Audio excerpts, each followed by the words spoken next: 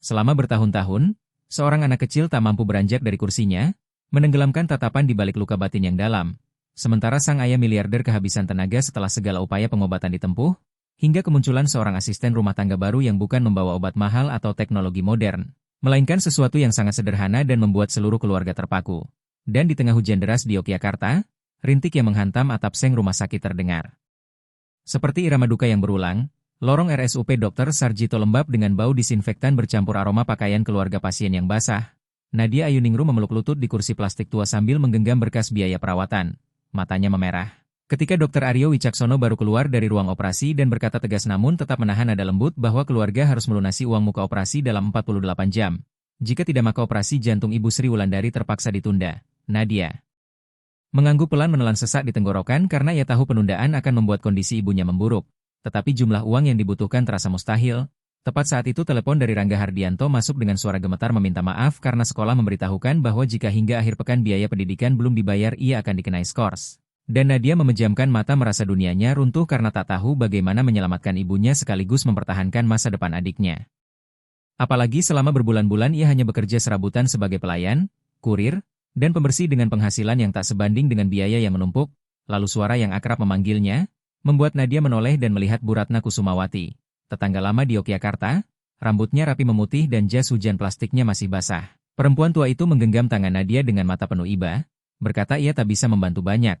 Namun ada satu pekerjaan yang jika Nadia bersedia, upahnya dapat menutup biaya rumah sakit dan biaya sekolah Rangga.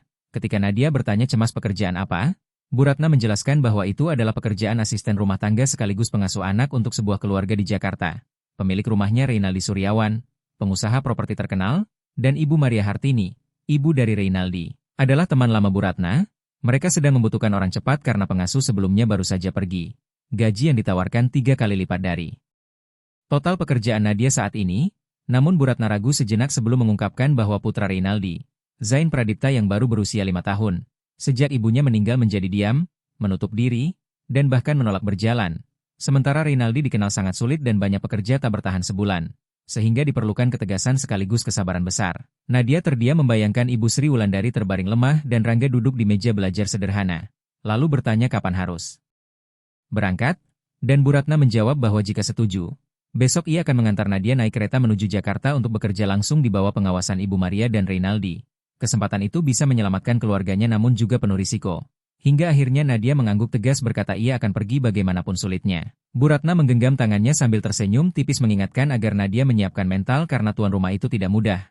Malamnya Nadia kembali ke kamar sewa kecil dekat rumah sakit, mendapati Ibu Sri Wulandari masih terlelap karena obat pereda nyeri. Ia duduk di sisi ranjang mengusap rambut ibunya yang memutih lebih cepat dari usia dan berjanji akan menjaga ibunya serta Rangga.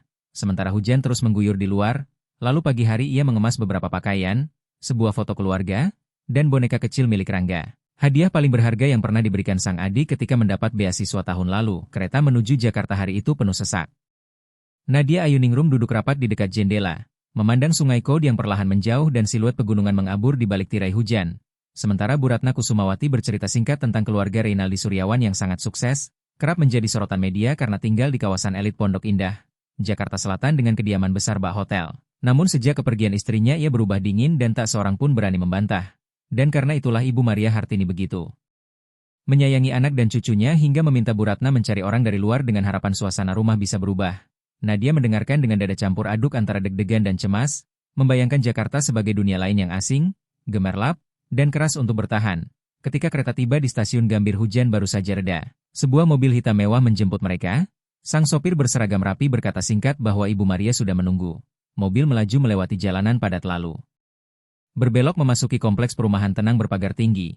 Dan ketika gerbang besi terbuka, tampak kediaman putih elegan dengan pepohonan tertata, kolam ikan di sisi taman, serta cahaya kuning hangat dari dinding kaca besar. Nadia turun dari mobil sambil meneguhkan hati bahwa demi Ibu Sri Wulandari dan Rangga Hardianto ia harus kuat. Ibu Maria menyambut di ambang pintu mengenakan kebaya sederhana nan anggun. Wajahnya lembut meski mata menyimpan lelah. Ia mengajak Nadia masuk dan menjelaskan bahwa tugasnya mencakup membersihkan rumah, menyiapkan makanan ringan, serta mendampingi Zain Pradipta sesuai jadwal terapi. Sementara semua aturan tetap mengikuti keputusan Reynaldi sebagai ayahnya. Nadia tertegun oleh kemewahan interior dengan lantai marmer mengilap, tangga kayu melengkung, dan lampu gantung kristal. Namun yang paling menekan adalah sunyi yang tak wajar tanpa televisi, tawa, atau suara anak berlari. Lalu dari lantai atas terdengar langkah mantap, Reynaldi turun dengan setelan. Abu-abu dan sorot mata sedingin pemeriksaan, menanyakan apakah ia Nadia dan menegaskan bahwa ia tidak menyukai staf yang melampaui batas tugas serta melarang kontak akrab tanpa izin dengan Zain. Tekanan itu membuat Nadia hanya menjawab singkat bahwa ia mengerti. Reynaldi mengangguk kecil lalu pergi, meninggalkan jarak seperti pintu yang menutup di antara dua dunia. Ibu Maria menenangkan Nadia bahwa putranya berubah sejak tragedi keluarga dan memintanya jangan menyerah. Keesokan paginya Nadia bangun sangat dini di kamar kecil dekat dapur. Aroma kopi samar menyusup bersama cahaya pagi. Ia mendapati Ibu Maria merapikan keranjang buah di meja makan kayu jati panjang. Dan sang ibu rumah itu tersenyum berkata kebiasaan bangun pagi adalah hal baik sebelum mengingatkan bahwa Nadia bekerja berdasarkan kontrak dengan jam 6 hingga pukul 20 dengan waktu istirahat siang. Namun semua hal terkait Zain harus selalu tunduk pada jadwal terapi dan arahan ayahnya. Ibu Maria menatap bahwa Reynaldi bukan sosok mudah dan banyak orang tak tahan tekanan. Sehingga ia berharap Nadia tetap sabar dan tidak menyerah, dan Nadia pun mengangguk berjanji akan berusaha sekuat tenaga. Setelah sarapan sederhana, Ibu Maria Hartini mengajak Nadia ayuningrum berkeliling rumah, dan kediaman itu begitu luas hingga Nadia merasa seperti berjalan di hotel mewah. Dinding berwarna krem, lantai kayu mengilap, lukisan-lukisan tertata rapi menutup ruang kosong seperti sengaja menahan napas, ruang tamu. Sedemikian besar sampai suara langkah kaki bergema, tetapi yang membuat Nadia tidak nyaman adalah kesunyian yang dingin. Tanpa foto keluarga, tanpa jejak kehidupan sehari-hari. Lalu saat melewati tangga ia sempat melihat pintu kamar anak yang sedikit terbuka. Cahaya lembut menampakkan mainan yang tersusun lurus di rak tanpa satupun bergeser. Dan di meja belajar ada bingkai foto perak yang dibalik, menyisakan noda waktu di tepinya. Nadia hendak bertanya namun Ibu Maria hanya menggeleng halus. Memberi isyarat agar ia tidak menyinggungnya. Ketika suara sepatu terdengar teratur dari tangga dan Reynaldi Suryawan muncul dengan kemeja putih, celana hitam, jas abu-abu tersampir, rambut rapi, tatapan tajam seolah memeriksa setiap detail, ia memanggil Nadia dan menegaskan beberapa aturan. Tugasnya adalah membersihkan rumah, membantu dapur, dan merawat Zain Pradipta sesuai jadwal terapi yang ditetapkan dokter. Ia dilarang mengubah makanan, jam tidur, atau aktivitas anak itu, tidak boleh membawanya keluar tanpa izin, dan terutama tidak boleh melakukan kontak akrab tanpa instruksi. Nadia menahan diri lalu bertanya bagaimana jika Zain panik atau membutuhkan bantuan. Namun Reynaldi menjawab datar bahwa dalam kondisi apapun ia harus dipanggil dan ia sendiri yang akan menangani. Suasana di antara mereka menegang seperti tali yang ditarik habis. Hingga Ibu Maria menyela lembut meminta putranya memberi Nadia waktu mengenal anak itu karena Zain membutuhkan sedikit kehangatan. Reynaldi hanya mengangguk tipis lalu berjalan menuju ruang kerja di ujung koridor dan menutup pintu. Meninggalkan sunyi berat, Ibu Maria menenangkan Nadia bahwa Reynaldi telah hidup dalam cangkang itu bertahun-tahun. Siang hari Nadia makan bersama Ibu Maria di dapur dengan semangkuk sayur asam hangat ditemani ikan gabus. Tetapi ia hampir tak merasakan apapun karena bayangan tatapan dingin Reynaldi terus menekan dada. Awal sore Ibu Maria mengantar Nadia ke kamar Zain, pintu terbuka sedikit. Memperlihatkan anak itu meringkuk di atas karpet, membelakangi pintu sambil memeluk boneka beruang coklat tua yang telinganya robek dan isinya mulai keluar. Jendela terbuka membuat tirai putih bergoyang pelan. Nadia mengetuk halus, memperkenalkan diri, lalu duduk di lantai dengan jarak aman dan mulai bercerita tentang seekor burung kecil yang berjuang melewati musim hujan. Suaranya lembut agar tidak mengejutkan, tetapi Zain tidak menoleh, hanya jari mungilnya mengencangkan pelukan pada beruang. Itu, hingga langkah kaki kembali terdengar dan Reynaldi muncul di ambang pintu. Memerintahkan Nadia keluar karena sudah waktunya Zain beristirahat, tatapannya menutup rapat setiap kata yang hendak Nadia ucapkan, ia pun berdiri dan pergi dalam diam sementara pintu ditutup dan kunci terdengar beradu pelan. Menjelang senja saat merapikan rak buku di ruang tamu, Nadia menemukan majalah dengan wajah Reynaldi di sampul bertajuk pengusaha properti terbaik tahun ini, memuji proyek-proyek bernilai triliunan rupiah dan disiplin besinya. Namun di halaman berikutnya ada catatan kecil tentang meninggalnya mendadak mendiang istri Reynaldi dalam kecelakaan lalu lintas yang sempat mengguncang kalangan bisnis, membuat Nadia menutup majalah itu dengan tenggorokan tercekat. Malamnya saat mencuci piring, Ibu Maria bertanya pendapatnya. Nadia menjawab hati-hati bahwa Zain sangat menutup diri dan Reynaldi terlalu kaku sehingga ia takut hal itu justru membuat anak itu makin tenggelam, dan Ibu Maria mengangguk muram, mengatakan Nadia benar, tetapi kehilangan istrinya adalah guncangan besar bagi Reynaldi. Ia percaya hanya kontrol dan kedisiplinan mutlak yang bisa menjaga sisa hidupnya tetap utuh. Sebenarnya Reynaldi Suryawan sedang ketakutan. Nadia Ayuningrum mengusap tangannya lalu menatap ke jendela tempat cahaya lampu taman memantul ke rimbun pepohonan yang sunyi. Dan di dalam dadanya muncul campuran rasa iba serta tekad yang kian kuat. Ia tahu dirinya belum benar-benar memahami sosok pria itu, tetapi satu hal telah jelas baginya, ini bukan lagi sekadar pekerjaan untuk mencari uang. Ketika kembali ke kamar, Nadia melewati koridor menuju kamar Zain Pradipta, pintunya masih tertutup rapat, ia berhenti, menempelkan telapak tangan pelan pada kayu, lalu berbisik lembut, "Selamat tidur, Zain." Dari dalam tak terdengar jawaban. Namun ia percaya di balik dinding diam itu ada hati kecil yang sedang menunggu tangan yang cukup sabar untuk menyentuhnya. Dan Nadia berjanji pada dirinya. Sendiri ia akan mencoba meski jalan di depan pasti tidak mudah. Keesokan paginya Nadia bangun lebih awal dari biasanya. Saat masuk ke dapur ia melihat Reynaldi sudah duduk dengan laptop terbuka dan mata terpaku pada layar. Tanpa menoleh ia berkata singkat bahwa jadwal hari ini pukul 9 ada dokter terapi yang datang untuk Zain. Nadia hanya boleh berada di kamar anak itu ketika diminta dan tidak melakukan apapun tanpa izin. Nadia menjawab pelan bahwa ia mengerti.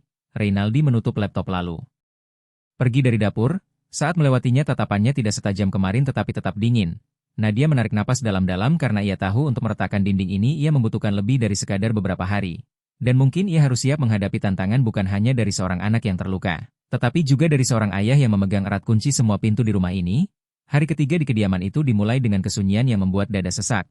Cuaca Jakarta terik, cahaya menembus kaca besar ruang tamu dan memantulkan kilau di lantai kayu yang licin. Nadia baru selesai mengelap meja makan panjang ketika Ibu Maria Hartini memanggil dari dapur agar ia nanti membawa bubur untuk Zain. Namun harus tepat mengikuti jam yang dianjurkan dokter. Nadia mengangguk lalu membawa nampan kecil naik ke lantai atas. Tangganya lebar dengan pegangan kayu mengilap seolah baru dipoles. Langkahnya terdengar jelas di rumah yang terlalu sunyi. Pintu kamar Zain sedikit tertutup namun cahaya dari dalam rembes halus. Nadia mendorongnya pelan. Pertama ia mencium aroma deterjen lembut lalu melihat kerapian yang nyaris tak bernyawa. Ranjang tertata rata, lemari mainan berjajar lurus seperti etalase, dan buku cerita tersusun rapi menurut warna. Zain duduk di karpet dekat jendela dengan punggung menghadap Nadia, masih memeluk erat boneka beruang tua, mengenakan kaos hijau yang mulai pudar. Matanya menatap langit terang di luar. Nadia meletakkan bubur di meja kecil lalu duduk di lantai dengan jarak yang aman. Iya. Menawarkan bubur labu kuning dengan suara selembut angin. Zain tidak bereaksi, hanya lengannya mengencangkan pelukan pada boneka itu. Nadia tidak menyerah, ia menyuapkan 1 sendok kecil. Meniupnya pelan lalu mendekatkannya ke bidang pandang anak itu sambil bercerita bahwa Ibu Sri Wulandari dulu sering memasakkan bubur seperti ini saat ia kelelahan. Zain sempat memiringkan kepala dan melirik singkat namun kemudian kembali memalingkan wajah. Nadia sabar mengembalikan sendok, lalu mengeluarkan buku cerita bergambar yang sampulnya sudah usang. Ia berkata membawa buku itu dari kota Yogyakarta dan mulai membaca kisah seekor kucing kecil yang mencari rumah dengan nada ringan dan sedikit jenaka. Beberapa menit berlalu. Nadia melihat jari Zain berhenti gelisah dan bahunya sedikit mengendur seolah ia benar-benar mendengarkan. Tetapi saat Nadia hendak mendekat sedikit lagi, suara sepatu terdengar dari koridor. Reynaldi Suryawan muncul di ambang pintu dengan kemeja putih tanpa kusut dan tatapan sedingin es yang menyapu Nadia lalu berhenti pada putranya. Ia memerintahkan bahwa sudah waktunya latihan fisioterapi dan Zain harus bersiap. Nadia menahan diri dan berkata ia masih bercerita dan hanya butuh beberapa menit lagi. Namun Reynaldi memotong tegas bahwa itu tidak perlu dan memerintahkan Nadia keluar agar ia dan dokter yang menangani. Nadia meletakkan buku itu, melangkah pergi, dan pintu menutup di belakangnya. Napasnya terasa berat seakan ia baru saja ditarik menjauh dari seutas benang rapuh yang nyaris tersambung. Sore harinya ketika membereskan ruang kerja Reynaldi Suryawan atas permintaan Ibu Maria Hartini, Nadia merasa langkahnya masih tertahan oleh ketegangan yang belum juga reda. Nadia ayuningrum tanpa sengaja melihat selembar jadwal terapi untuk Zain Pradipta, dan ia tertegun karena ritmenya begitu padat. Pagi fisioterapi, sore terapi psikologis, di sela pemeriksaan gizi, tanpa ruang kosong untuk bermain bebas. Kegelisahan itu baru benar-benar menyesakkan dadanya saat makan malam usai dan ia mencuci piring di dapur. Lalu Ibu Maria Hartini masuk dan bertanya pelan bagaimana pendapatnya tentang anak itu. Nadia menjawab bahwa Zain sangat tertutup tetapi ia yakin anak itu tetap mendengar suaranya. Hanya saja ia ragu jadwal yang terlalu kaku akan membuatnya lelah dan semakin mengurung diri. Ibu Maria menatap ke arah pintu dan mengecilkan suara. Ia juga merasa begitu tetapi Reynaldi Suryawan tidak mendengarkan siapapun karena ia percaya itulah cara terbaik untuk menyembuhkan putranya. Sejak istrinya meninggal ia seperti berubah menjadi orang lain. Jadi Nadia diminta tidak tergesa-gesa beradu keras dan cukup sabar mencari kesempatan. Kata-kata itu membuat Nadia gelisah semalaman. Ia teringat tatapan Zain yang sunyi namun menyimpan ketakutan samar. Juga pelukan kuat pada boneka beruang lusuh seolah itulah satu-satunya tali yang menahannya tetap terhubung dengan dunia. Pagi berikutnya Nadia memutuskan mencoba cara lain. Ketika Ibu Maria memintanya mengantar sarapan ke kamar Zain, ia tidak hanya membawa roti dan susu tetapi juga menyelipkan boneka tangan berbentuk kucing yang ia beli buru-buru di warung kecil dekat rumah tadi malam. Zain masih duduk di tempat yang sama di dekat jendela. Nadia meletakkan nampan lalu memakai boneka itu dan membuat suara manja memperkenalkan diri sebagai Miu yang ingin berteman dengan Zain meski anak itu tidak suka berbicara. Zain tidak menoleh tetapi tangan kecilnya tampak tersentak halus. Nadia melanjutkan, membuat Miu pura-pura mengendus kotak susu. Menenggaknya seperti rakus, lalu berguling dramatis karena kekenyangan. Ia tertawa kecil dan suara itu memantul lembut di kamar yang biasanya hanya diisi kesunyian. Sesaat Nadia melihat sudut bibir Zain seperti hampir mengembang. Namun ketukan pintu memotong momen itu. Reynaldi Suryawan masuk dan suasana langsung membeku ketika ia melihat Nadia berusaha menghibur putranya. Nadia cepat melepas boneka dan berkata ia hanya ingin menciptakan sedikit kegembiraan, tetapi Reynaldi menegaskan ia sudah melarang perubahan cara perawatan tanpa izin. Lalu memerintahkan Zain bersiap latihan. Zain memeluk beruangnya lebih erat dan menggeleng sangat pelan. Reynaldi mengernyit dan hendak mengangkat anak itu.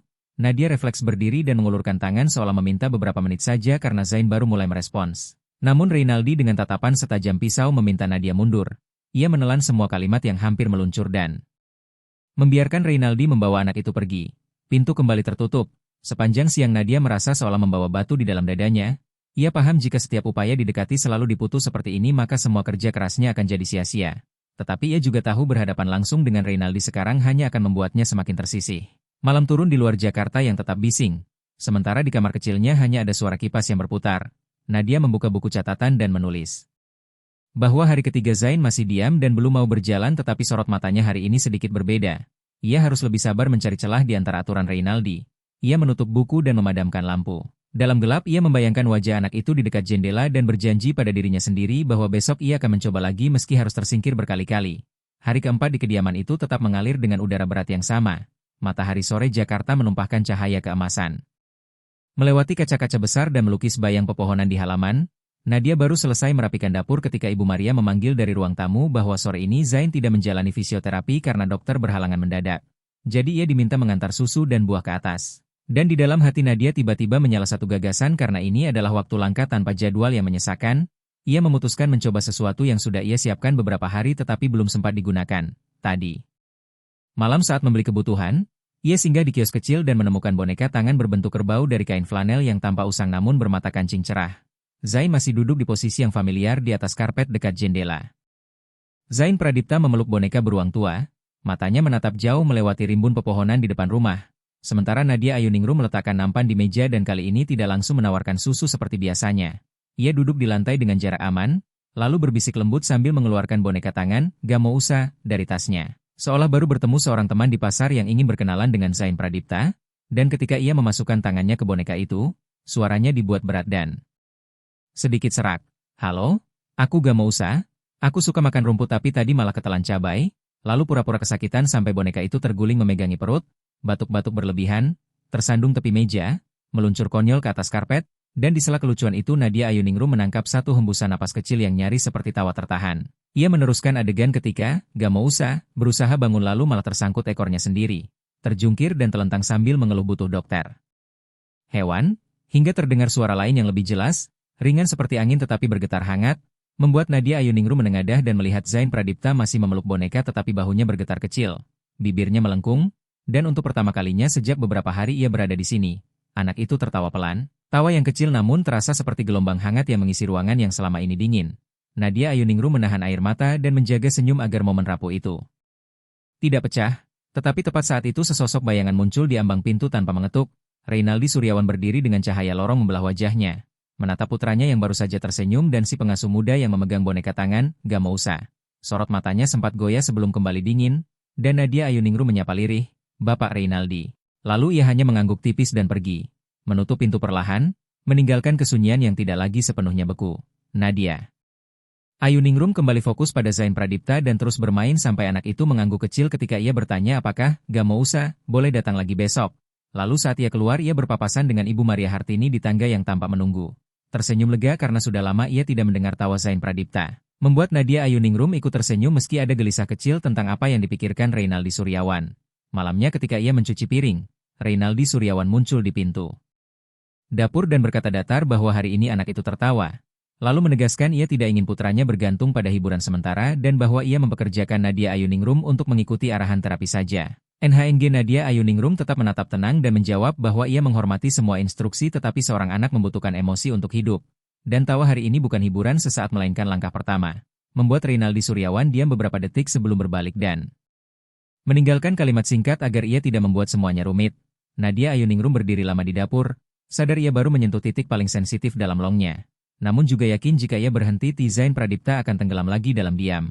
Sehingga malam itu ia membuka buku catatan dan menulis bahwa tawa pertama hari ini rapuh tetapi nyata dan tidak boleh hilang. Lalu Sang Hom Sao ketika ia keluar ke taman memetik sedikit daun aromatik, Ibu Maria Hartini meneguhkan bahwa Nadia Ayuningrum sudah melakukan hal baik. RNG Rinaldi Suryawan mungkin tidak berkata apa-apa tetapi matanya berbeda. VAIKMTNC bisa lebih penting daripada 1 jam terapi. Membuat Nadia Ayuningrum merasa makin kuat karena ia percaya di dinding dingin milik Rinaldi Suryawan baru saja muncul retakan kecil yang cukup untuk membiarkan cahaya mulai masuk. Pagi itu udara Jakarta terasa lebih gerah dari biasanya.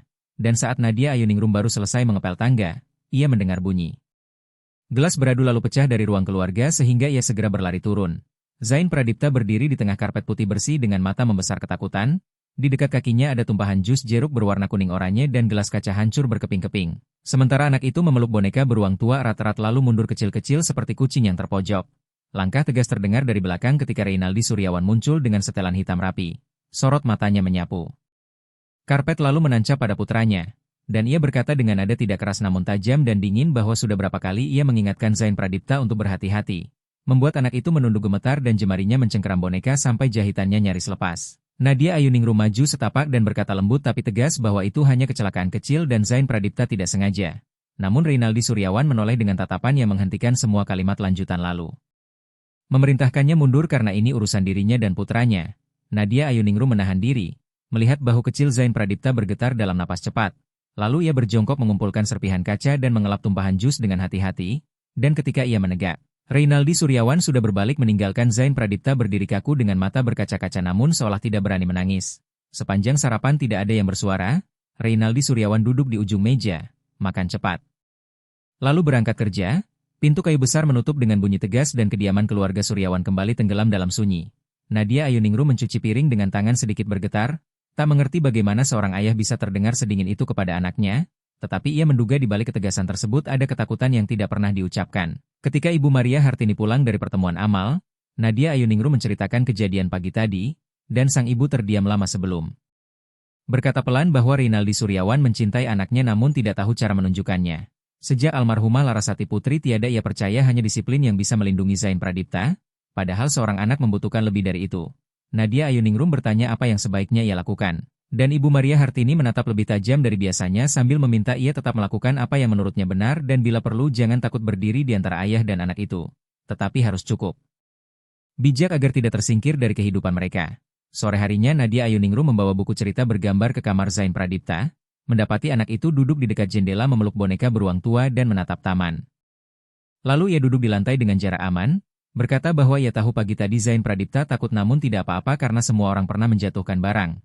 Bahkan dulu ia pernah memecahkan banyak piring sekaligus saat Ibu Sri Wulandari baru selesai memasak. Dan ia menceritakan kisah cerobohnya sendiri dengan senyum ringan hingga bahu kecil Zain Pradipta tampak sedikit lebih rileks. Kemudian ia mengeluarkan boneka tangan, gak mau usah, dan membuatnya berbisik konyol bahwa hari ini, gak mau usah, juga. Menumpahkan 1 ember air di rumah lalu dimarahi dan bersembunyi di sini, membuat boneka itu menyelip ke bawah kursi sambil mengadu lucu sehingga sudut bibir Zain Pradipta bergerak tipis. Namun langkah di lorong membuat anak itu seketika menegang dan memeluk boneka lebih kuat. Rinaldi Suryawan muncul di ambang pintu sambil melepas dasi. Wajahnya tetap keras. Tatapannya menyapu Nadia Ayuningrum lalu berhenti pada putranya sebelum memerintah Zain Pradipta mencuci tangan karena sudah waktunya makan malam. Nadia Ayuningrum ragu lalu berkata bahwa mungkin sebelum makan Zain Pradipta bisa bermain sedikit lagi karena suasana hatinya sedang tidak baik. Tetapi Rinaldi Suryawan menatap lurus dan kembali mengulang kalimatnya agar ia tidak membuat semuanya rumit, bahwa Zain Pradipta harus mengikuti jadwal dan tidak perlu tambahan waktu bermain. Kata-kata itu seperti dinding batu. Zain Pradipta pun berdiri tanpa menatap siapapun dan berjalan ke kamar mandi. Sementara Nadia Ayuningrum menggenggam boneka tangan, gak mau usah, rat-rat dengan rasa tak berdaya yang mengembang di dada. Malamnya setelah merapikan dapur, Nadia Ayuningrum duduk di kamar kecilnya dan membuka ponsel untuk menelepon ke Yogyakarta. Mencoba menenangkan diri sambil mengingat bahwa semua yang ia lakukan adalah demi Ibu Sri Wulandari dan adik laki-laki saya, Rangga Hardianto. Telepon itu akhirnya tersambung, dan Ibu Sri Wulandari menjawab dengan suara lemah namun hangat, menanyakan bagaimana keadaan saya hari ini. Membuat Nadia Ayuningrum menelan sesak sebelum mengaku bahwa saya merasa tidak berdaya karena ingin menolong Zain Pradipta tetapi Rinaldi Suryawan seolah membangun tembok tinggi di sekitar mereka berdua. Ibu Sri Wulandari terdiam sejenak lalu berkata pelan bahwa setiap tembok pasti punya retakan dan saya hanya perlu sabar menemukannya. Karena saya sudah melewati begitu banyak kesulitan untuk sampai di sini. Jadi jangan menyerah hanya karena satu pintu tertutup. Setelah itu Rangga Hardianto mengambil ponsel dengan nada optimistis. Menyuruh saya tetap kuat dan berjanji akan belajar sungguh-sungguh agar suatu hari nanti kami bertiga bisa membawa Ibu Sri Wulandari pergi melihat pantai seperti janji saya. Dan meski panggilan berakhir, kata-kata mereka tertinggal lama di kepala saya ketika saya menatap keluar jendela. Mengingat mata Zain Pradipta yang sempat berbinar saat tertawa bersama boneka tangan, gak mau usah. Keesokan paginya Reynaldi Suryawan tidak berada di rumah karena rapat sejak dini hari. Jadi saya memanfaatkan kesempatan itu untuk mengajak Zain Pradipta ke taman belakang kediaman keluarga Suryawan yang memiliki hamparan rumput luas dan beberapa semak bugenvil cerah. Lalu saya mendudukan boneka beruang tua miliknya di atas rumput seolah sedang menonton boneka tangan, gak mau usah, berkeliling, mengunjungi, bunga-bunga. Dan Zain Pradipta mengikuti dengan tatapan hati-hati. Sesekali melangkah 1-2 langkah kecil sambil bertumpu pada bangku taman. Saya tersenyum dan berkata bahwa, gak mau usah, tidak takut mengotori kakinya karena berani berjalan kemana-mana untuk menjelajah. Dan Zain Pradipta tidak menjawab, tetapi untuk pertama kalinya ia mengulurkan tangan menyentuh boneka itu dengan sangat pelan. Sehingga kelembutan sentuhan kecil itu hampir membuat saya menangis. Suara mesin mobil terdengar dari gerbang. Reynaldi Suryawan pulang lebih cepat. Zain Pradipta refleks mundur memeluk boneka beruang tua, dan saya berdiri menghadapi tatapan menilai. Sang ayah saat ia melirik rumput yang menempel pada boneka anaknya, lalu bertanya singkat apakah saya membawa putranya keluar, dan saya menjawab ya karena Zain Pradipta perlu menghirup udara segar. Hanya di taman ini, tidak pergi kemanapun. Membuat Reynaldi Suryawan menatap anaknya lalu menatap saya seolah menimbang sesuatu sebelum akhirnya hanya berkata agar lain kali saya memberitahu dulu. Lalu ia menggandeng Zain Pradipta masuk ke dalam. Saya tertinggal di taman dengan tekad sunyiang. Makin kuat karena saya tahu saya baru menyentuh celah kecil di dunia Zain Pradipta dan suatu hari nanti batas dingin antara ayah dan anak itu harus reta agar cahaya bisa masuk. Sore itu cuaca Jakarta berubah tiba-tiba, udara yang sejak siang terasa pengap mendadak tertutup awan hitam tebal, angin menyapu pepohonan di kawasan Pondok Indah. Dan ketika saya sedang melipat pakaian, suara Ibu Maria Hartini dari dapur mengingatkan bahwa hujan deras akan datang dan saya diminta memeriksa jendela kamar Zain Pradipta. Jadi saya segera naik, mendapati anak itu duduk di ranjang menatap buku cerita bergambar yang saya berikan kemarin. Lalu saya mengunci jendela sambil tersenyum dan berkelakar bahwa langit sore ini sedang malas dan tidak ingin siapapun keluar bermain. Zain Pradipta sempat menatap saya. Bibirnya bergerak seolah ingin mengatakan sesuatu. Namun ia mengurungkan niatnya. Dan beberapa menit kemudian hujan tumpah deras disertai angin dan gelegar petir hingga seluruh rumah menjadi temaram, sebelum terdengar bunyi kering yang membuat lampu padam, kipas berhenti, dan pendingin ruangan ikut mati, menyisakan suara hujan dan angin di luar.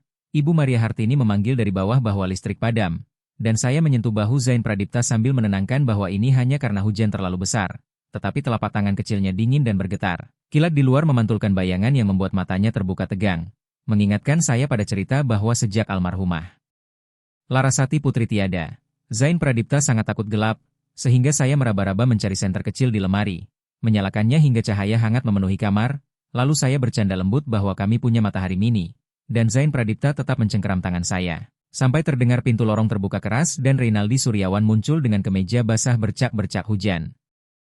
Reynaldi Suryawan menatap Nadia Ayuningrum lalu menatap Zain Pradipta.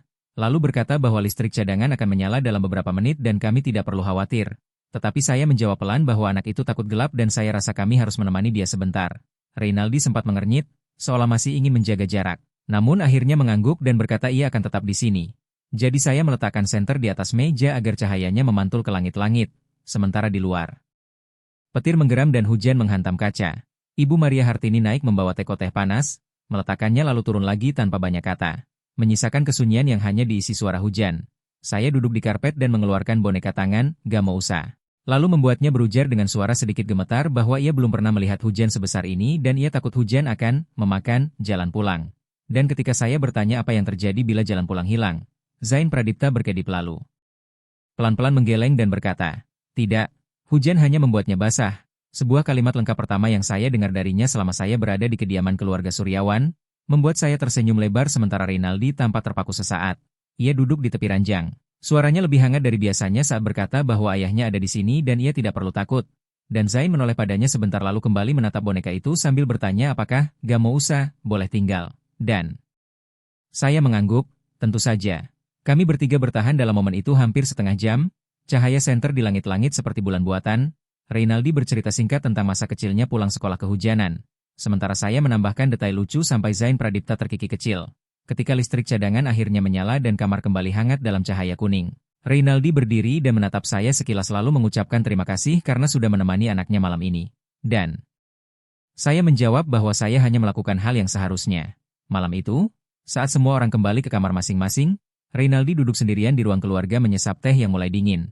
Bayangan Zain yang tersenyum pada boneka tangan, gak mau usah, dan akhirnya berbicara terus berputar di kepalanya. Dan ia teringat hari-hari setelah almarhumah Larasati Putri tiada ketika anaknya hanya duduk diam dengan tatapan kosong. Membuatnya bersumpah bahwa ia harus kuat dan mengendalikan segalanya. Demi menjaga putranya aman, namun barangkali ia lupa bahwa rasa aman tidak pernah bisa menggantikan kehangatan. Di kamar kecil saya membuka buku catatan dan menulis tentang malam pemadaman listrik ketika Zain Pradipta akhirnya mengatakan satu kalimat jelas bukan karena metode yang rumit, melainkan karena ditemani saat hujan di luar mulai reda. Jalanan basah memantulkan lampu, dan mungkin di rumah ini ada sebuah pintu hati yang baru saja terbuka sedikit. Keesokan paginya saat saya menyiapkan sarapan, Ibu Maria Hartini masuk ke dapur sambil membawa koran berwarna dan mengatakan bahwa ia baru menerima informasi tentang pusat terapi alam di Lembang. Sebuah tempat yang menggabungkan musik, gerak, dan perawatan hewan untuk membantu anak-anak melewati trauma, dan ia merasa Zain Pradipta mungkin cocok. Saya menerima koran itu, membaca judul-judul tebal dan melihat foto anak-anak bergandengan tangan di kebun bunga yang cerah, tertawa di samping anjing Golden Retriever, dengan suara gitar mengalun dari beranda kayu, dan saya langsung merasakan atmosfer yang berbeda, sebuah tempat yang tidak sekadar mengobati, melainkan membangunkan kembali rasa hidup. Namun Ibu Maria Hartini menghela napas dan mengakui bahwa ia tidak yakin Reynaldi akan setuju karena apapun di luar kendalinya selalu membuatnya cemas. Siang harinya saya memutuskan untuk mencoba berbicara. Menunggu Reynaldi Suryawan pulang dari kantor masih mengenakan jas dan dasi. Lalu saya menyebut pusat terapi alam di Lembang dan mengatakan saya percaya itu bisa menjadi peluang. Tetapi ia mengangkat wajah dari berkas dengan mata yang menyempit. Menegaskan bahwa ia sudah mencari psikolog terbaik di Jakarta dan mempertanyakan apa yang bisa diubah oleh tempat yang merawat hewan. Sehingga saya menahan napas dan menjawab tenang bahwa saya tidak mengatakan tempat itu akan mengubah segalanya sekaligus. Namun kadang yang dibutuhkan anak bukanlah ruang terapi yang tertutup rapat, melainkan rasa bebas untuk mengeksplorasi dan merasa dipercaya. Dan saya sungguh percaya tempat itu dapat membantu. Reynaldi Suryawan bersandar di kursinya. Terdiam beberapa detik, lalu bertanya apakah saya benar-benar yakin atau hanya ingin mengadu nasib. Dan saya menatapnya lurus sambil mengatakan bahwa saya percaya pada Zain Pradipta. Saya percaya anak itu bisa melangkah lebih jauh. Tetapi jika ia terus hidup di balik tembok-tembok ketakutan dan aturan yang terlalu rapat, kami tidak akan pernah tahu batas kekuatannya. Yang sebenarnya, sorot mata Reynaldi sempat goyah karena mungkin baru kali ini ia mendengar seseorang berbicara tentang putranya tanpa iba, tanpa menggurui, hanya dengan keyakinan yang jernih, dan akhirnya ia mengangguk pelan. Baik, kita coba.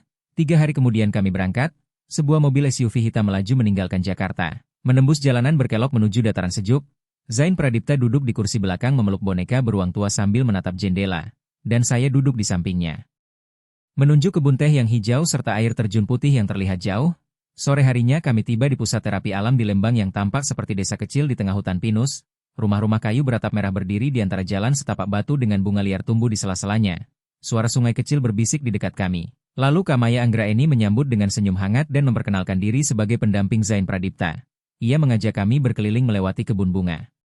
Matahari yang menyala kuning, kandang kuda yang bersih, dan area bermain dengan berbagai alat musik, dan Zain berhenti lama di depan seekor anjing Golden Retriever yang mengibas-ngibaskan ekor sebelum tiba-tiba mengulurkan tangan kecilnya menyentuh bulu hangat itu, membuat Reynaldi menatap pemandangan itu seakan tak percaya.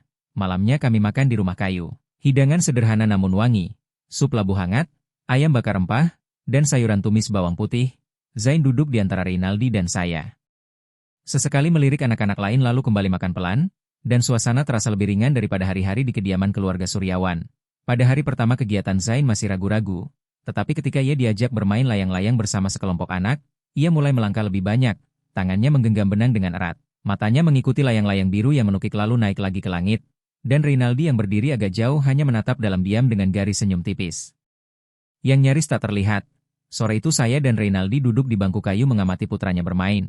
Lalu ia berkata perlahan bahwa mungkin ia keliru ketika mengira kontrol ketat sudah cukup, namun ia takut jika suatu hari ia melonggarkan genggaman, Zain akan jatuh kembali. Dan saya menjawab bahwa ia tidak perlu melepaskan tangan, ia hanya perlu mengulurkan tangan dan berjalan bersama putranya. Sesederhana itu, hingga kami saling memandang tanpa perlu menambah kata-kata. Karena pada detik itu saya tahu ia tidak lagi sendirian dalam perjalanan ini. Pagi keempat di Lembang, langit tampak jernih seperti baru dicuci oleh hujan tipis. Semalam, sinar matahari menembus lapinus dan melukis garis-garis emas di jalan batu menuju lapangan rumput utama. Saya bangun lebih awal, membuka jendela dan menghirup udara dingin beraroma pinus dan suara burung yang riang. Hari ini sesuai jadwal Zain Pradipta akan mengikuti latihan motorik bersama kelompok anak. Sebuah langkah penting karena sejak almarhumah Larasati Putri tiada ia hampir tak pernah berjalan jauh dengan kemauan sendiri. Ketika saya turun ke ruang makan, Reynaldi sudah duduk memegang secangkir kopi susu dengan sweater abu-abu tipis dan tatapan yang lebih tenang. Ia hanya mengangguk kecil pada saya. Dan sejak tiba di sini ia semakin jarang menatap ponselnya. Lebih sering menatap putranya. Zain masuk bersama Kak Maya Anggraeni sambil tetap memeluk boneka beruang tua. Ia melirik saya cepat lalu menunduk lagi. Dan saya menarikkan kursi sambil tersenyum, mengajak dia sarapan roti hangat dengan selai stroberi dataran tinggi. Setelah itu anak-anak dibawa ke lapangan rumput. Di tengahnya terbentang tali keseimbangan sekitar 10 meter yang diletakkan rendah di atas tanah untuk melatih langkah dan keteguhan tubuh mereka. Di sekitar kami beberapa anjing Golden Retriever berlari riang sambil menggonggong gembira. Dan Nadia Ayuningrum berlutut di samping Zain Pradipta. Kamu lihat tali itu?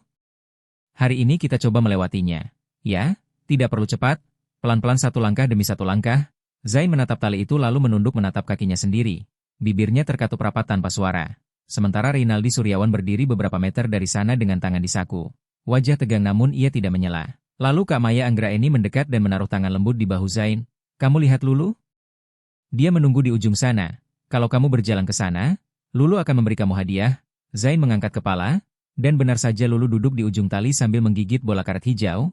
Ekornya bergoyang tak henti. Tatapan Zain tertahan lebih lama dari biasanya. Nadia tahu momen ini tak boleh dipaksa, jadi ia berkata lirih, kamu tidak sendirian, aku akan di sampingmu, kamu cukup melangkah dan aku akan menggenggam tanganmu. Zain ragu sejenak lalu mengangguk kecil. Nadia menggenggam tangannya. Yang mungil dan dingin. Mereka melangkah perlahan. 1, 2, 3. Setiap langkah seperti pertarungan sunyi. Reynaldi tetap terpaku dengan kedua tangan mengepal. Matanya tak lepas dari putranya. Pada langkah kelima Zain hampir kehilangan keseimbangan. Nadia segera mengeratkan genggaman untuk menegakkannya. Tidak apa-apa, kita lanjut. Ya, bisiknya. Zain menarik napas kuat lalu melanjutkan. Ketika jarak tinggal 1 meter, Lulu menggonggong nyaring dan berlari mendekat, meletakkan bola tepat di depan Zain. Dan pada saat itulah tangan Zain perlahan lepas dari genggaman Nadia. Langkah terakhir ia selesaikan sendiri, membuat Reynaldi tertegun dengan sorot mata yang campur aduk antara kaget dan getir. Tepuk tangan terdengar dari staf dan beberapa orang tua. Zain memeluk bola itu lalu menatap Nadia dengan mata yang terang seperti matahari baru muncul. Nadia berlutut sejajar dengannya. Lihat, kamu sudah berjalan sampai akhir dengan kakimu sendiri. Zain mengatupkan bibir lalu berbisik pelan mengucapkan terima kasih, membuat Nadia tercekat, dan Reynaldi mendekat, menunduk menatap putranya dengan kebanggaan yang bergetar di suaranya. Zain melirik ayahnya, sempat malu-malu lalu mengangguk. Sore itu kami bertiga berjalan santai mengelilingi pusat terapi alam di Lembang. Reynaldi tak banyak bicara namun sesekali tatapannya berhenti pada Nadia lebih lama seolah ingin menemukan kalimat yang tepat. Hingga saat kami duduk di bangku kayu di bawah pinus ia berkata, aku dulu pikir hal terbaik yang bisa kulakukan adalah melindunginya dari semua risiko, tapi mungkin aku menggenggamnya terlalu erat, dan Nadia menjawab pelan, menggenggam tidak salah, tapi kadang kita harus membiarkan anak melangkah, meski dengan langkah yang gemetar. Reynaldi tidak menimpali, hanya menatap ke arah Zain yang sedang bermain bola bersama Lulu, dan ia sadar hari ini bukan hanya Zain yang menempuh jalan baru, tetapi dirinya juga mulai keluar dari tembok yang ia bangun bertahun-tahun. Pagi ke-6 di Lembang dimulai dengan sinar matahari tipis menembus kabut ringan. Udara sejuk membuat segalanya terasa melambat. Nadia bersiap menemani Zain ke kebun bunga untuk melanjutkan sesi terapi ketika langit mendadak menggelap. Awan hitam berkumpul cepat seolah badai datang di luar musim. Reynaldi yang sedang duduk di teras rumah kayu membaca berkas kerja menatap ke atas dengan dahi berkerut. Mungkin hari ini dia sebaiknya di dalam rumah, cuaca begini, tetapi kalimat itu terputus oleh dentuman guntur keras, disusul gonggongan gaduh dari halaman belakang. Zain yang duduk di kursi kayu di teras bersama Nadia langsung tersentak dan memeluk boneka beruang tua erat ke dada. Nadia menunduk menenangkan, tidak apa-apa, itu hanya langit bergemuruh. Namun tatapan Zain mulai kosong dan napasnya memendek cepat. Belum sampai 1 menit tubuhnya gemetar hebat dan wajahnya memucat, membuat Nadia segera sadar ada tanda bahaya yang tidak boleh diabaikan. Pak Reynaldi, sepertinya Zain sulit bernapas. Teriak Nadia Ayuningrum sambil panik mendekap Zain Pradipta ke pelukannya. Reynaldi Suryawan langsung berdiri dan melesat mendekat. Suaranya tajam namun matanya penuh kepanikan. Panggil dokter sekarang. Kak Maya Anggraeni yang berada tak jauh dari teras segera berlari untuk menghubungi tim medis. Nadia merasakan tubuh Zain menegang, bibirnya perlahan memucat. Ia mengelus punggung anak itu sambil berbisik, tarik napas pelan, pelan saja, dengarkan suaraku. Reynaldi berlutut di sisi mereka dan menggenggam tangan putranya erat. Nak, ayah di sini. Kamu akan baik-baik saja. Tetapi ketika kejang ringan mulai muncul, jantung Nadia serasa terjun bebas. Dokter Naresta Utama datang membawa tas medis. Memeriksa denyut nadi dengan cepat lalu meminta Zain segera dibawa ke ruang kesehatan. Menjelaskan bahwa ini reaksi stres akut yang mungkin berkaitan dengan riwayat gangguan pernapasan. Reynaldi mengangkat Zain dengan tangan yang kuat namun bergetar. Nadia berlari mengikuti mereka. Napasnya sendiri tersengal. Di ruang kesehatan, Dokter Naresta memasang masker oksigen di wajah Zain. Kita stabilkan napasnya dan pantau 5 menit. Nadia duduk rapat di sisi ranjang dan menggenggam tangan kecil. Itu, aku di sini. Kamu tidak perlu takut gelap atau suara guntur lagi. Reynaldi berdiri di ujung ranjang. Keringat dingin tampak di pelipisnya. Matanya tak lepas dari putranya. Pada menit ketiga, napas Zain mulai teratur dan warna wajahnya membaik. Reynaldi mengembuskan napas panjang seperti baru saja kembali dari jurang. Lalu berbisik lirih seolah pada dirinya sendiri. Kalau aku kehilangannya. Nadia menatapnya tegas. Kamu tidak akan kehilangan dia. Tapi kamu harus paham. Menjaga anakmu dalam sangkar kaca tidak membuatnya lebih aman. Dunia luar memang punya hujan, guntur, dan kejutan.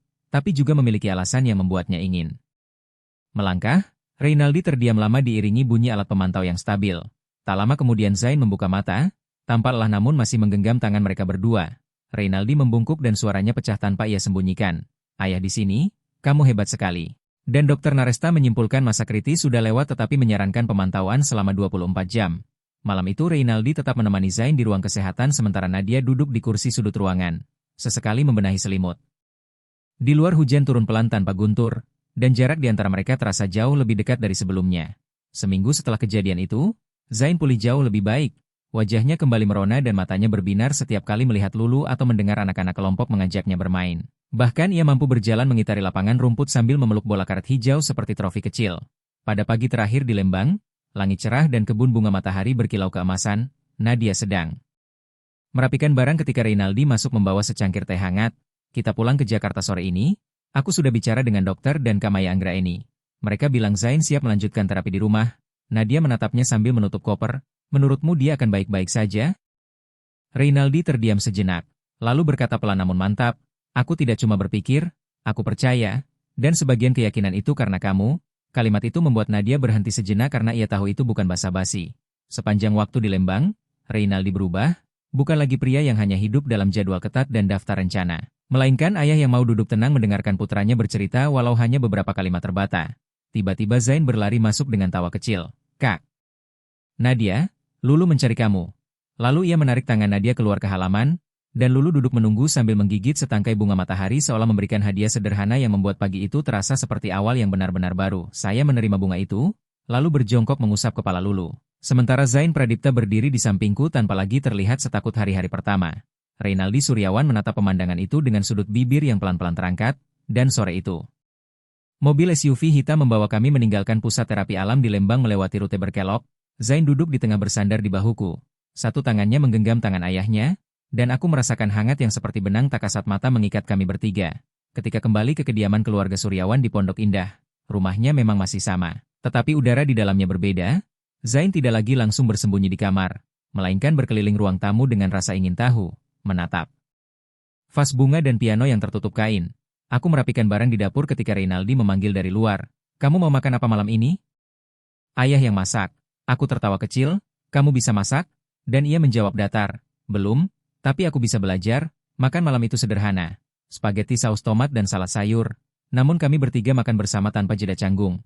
Zain bercerita tentang perjalanan, tentang Lulu, tentang permainan di Lembang, dan Reynaldi tidak memotongnya. Hanya sesekali bertanya pelan. Membuatku sadar bahwa bagi Zain yang paling penting bukan jawaban, melainkan perasaan didengarkan. Hari-hari berikutnya Reynaldi mengatur pekerjaan agar lebih sering di rumah. Kami bersama-sama membawa Zain ke sebuah pusat terapi baru di Jakarta yang menerapkan pendekatan serupa dengan Lembang. Dan tiap sore kami berjalan di taman kota di Jakarta Selatan. Zain berlatih melangkah lebih jauh, kadang menendang bola dengan anak-anak lain. Suatu senja ketika cahaya keemasan merambat di jalan setapak, Reynaldi berhenti dan menatapku. Aku dulu pikir kamu hanya pengasuh yang aku pekerjakan karena praktis, ternyata kamu yang membantuku menemukan kembali putraku. Aku tersenyum lembut, kamu sendiri yang membawa dia kembali. Aku hanya berjalan di samping kalian, dan ia terdiam. Tetapi sorot matanya berkata lebih banyak daripada kalimat manapun. Pada suatu pagi akhir pekan, Reynaldi menyerahkan sebuah amplop kepadaku. Aku ingin kamu resmi menjadi asisten perawatan khusus untuk Zain, bukan hanya di rumah, tapi juga saat kami pergi kemanapun. Gajinya 2 kali lipat. Ia ragu sejenak, dan jika kamu mau, kamu akan menjadi bagian dari keluarga ini. Aku memegang amplop itu dengan perasaan hangat sekaligus berat karena tahu ini bukan sekadar pekerjaan, melainkan kepercayaan. Dari halaman, Zain berteriak riang, "Ayah, Kak Nadia, lihat aku lari." Dan kami berdua keluar bersamaan. Zain berdiri di ujung jalan kecil lalu berlari pelan namun mantap ke arah kami tanpa perlu ditopang siapapun. Setiap langkahnya adalah senyum yang terbuka lebar. Ketika sampai ia memeluk kami berdua, aku menangis tanpa sadar. Reynaldi memeluk putranya erat lalu menatapku. Bukan lagi tatapan seorang majikan, melainkan seorang ayah yang bersyukur karena keluarganya disembuhkan. Dan di bawah matahari sore itu aku mengerti perjalanan ini tidak berakhir di sini. Justru baru dimulai. Perjalanan yang bukan hanya mengajari seorang anak untuk berjalan, tetapi mengajari sebuah hati untuk mencintai dan percaya sekali lagi. Terima kasih sudah mendengarkan kisah ini. Jika video ini bermakna untukmu, jangan ragu untuk menekan like, membagikan, atau menuliskan komentar. Setiap saran dan perasaan yang kamu bagikan adalah energi bagi kami untuk terus menghadirkan cerita-cerita berikutnya. Sampai jumpa di video selanjutnya.